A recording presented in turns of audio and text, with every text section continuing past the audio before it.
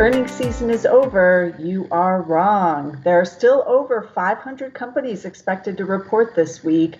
And so I took a look to pull out some of the hottest charts for this week and next, because next week it really does start to trail off.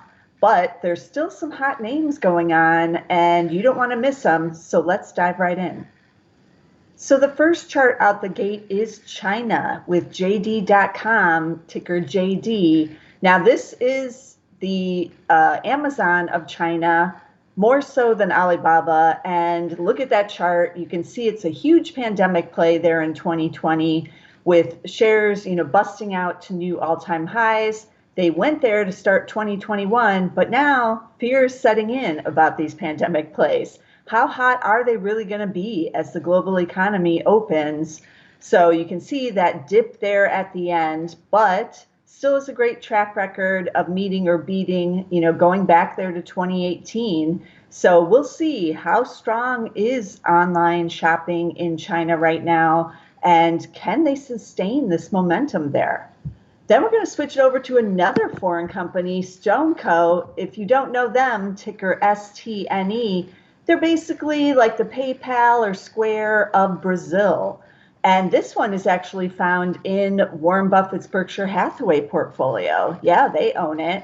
But similar to JD.com are fears that some of these pandemic plays on both the financial side, retail, tech, is going to have a pullback here. And you can see that big decline there here in 2021. But shares still remain elevated. And they are still one of the big players in the space in Brazil. So this is one you want to watch on the fintech side. Then another pandemic play, what's going to happen with this one? DocuSign. They only have that one miss there in 2019. And otherwise, they've got the perfect track record. Shares were looking real bullish there to start 2021. But now these two selling off on fears of what's to come, and that things might not be as good for some of these pandemic play type companies as they were in 2020. But this is one you're going to want to tune in on.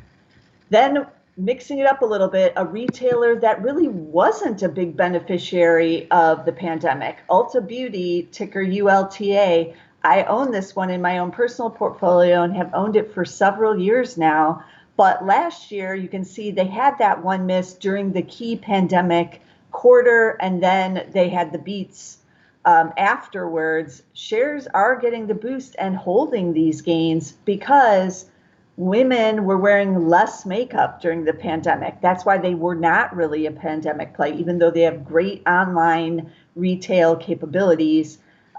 Sales did get hit, and you weren't buying lipstick, lip glosses, anything on the lower face, but skincare doing well, hair care doing well, but makeup is the big vast majority of their sales. So will we see a rebound? Will we see pent-up demand on the makeup side? I don't know, but the shares are kind of indicating it here. They're not cheap. They're trading at 31 times here, but this is one to watch on the reopen.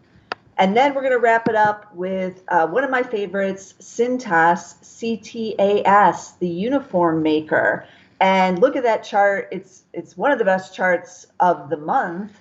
They only have that one miss going back in 2016. Shares hanging out around the 5-year highs here. But this is a question, too, about how well will they do on the reopen. They, again, are in uniforms. And as the economy picks up speed, as more people are hired, more people need to get uniforms. So this should be a pandemic recovery play, but we'll see. And it's trading not cheaply here. It's trading at 34 times. So that could come into play, too. How much more gas is left in the tank with Cintas? Could be a lot, but this is definitely one to watch. So as you can see, there's quite a mix of charts for this week and next. A lot of them hanging out right around their 5-year highs, as is the norm recently. But will they continue to be, and will we continue to see this rotation into the pandemic recovery plays instead of the pandemic plays? all of this is going to play out over the next couple of months, but you want to tune into these earnings reports and see what these companies are saying about what they're seeing on the ground right now. And as always, I'm going to keep bringing you a few more interesting charts here before we wrap up. And then I'll be back for the second quarter earnings season, or Q1, for a lot of companies. And that begins in just a couple of weeks. So you want to be sure to subscribe. Get us at zacks.com/YouTube. And I'll see you again next time with some secret charts.